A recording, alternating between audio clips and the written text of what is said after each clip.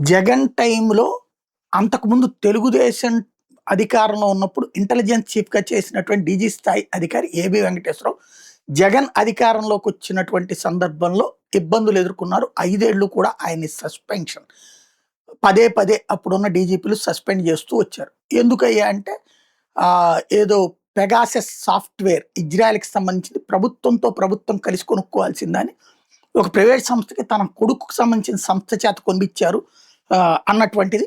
దాని ద్వారా ఫోన్ ట్యాపింగ్లు చేసి ఆ ట్యాపింగుల ద్వారా ఎమ్మెల్యేల మాటలు విని ఆ ఎమ్మెల్యేలను బెదిరించి వాళ్ళని పార్టీ మారేలా చేశారు 23 మంది ఎమ్మెల్యేలని. ఇదంతా ఏబీవీ చేశారన్నటువంటిది ఆనాటి అభియోగం. దాని మీద ఏమన్నా విచారణ చేసి శిక్షించారా అంటే లేదు. 5 ఏళ్ళు విచారణ జరుగుతానే వచ్చింది. ఆయన సస్పెన్షన్ జరుగుతానే వచ్చింది. చిట్ట చివరి రోజున హైకోర్టు ఆదేశాల మేరకు ఆయనకి పోస్టింగ్ ఇవ్వడం, ఆ వెంటనే రిటైర్మెంట్ 3 గంటల్లో అయిపోయినటువంటి పరిస్థితి. డీజీ స్థాయి అధికారిని తీసుకెళ్లి ప్రింటింగ్ స్టేషనరీ దీనికి హెడ్‌గా చేసినటువంటి పరిస్థితి.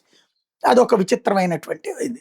ఏబీ వెంకటేశ్వరరావు గారు తర్వాతన గళమిప్పారు. ఆ రోజున పోరాడారు. అయిపోయింది. ప్రభుత్వం మారింది. ఈ ప్రభుత్వం వచ్చాక ఆయన మీదన చేసిన అభియోగాల్ని తోసిపుచ్చుతూ ఆయన కరెక్టేనని తేల్చి చెప్తూ ఆయన క్లీన్ చిట్ ఇచ్చింది.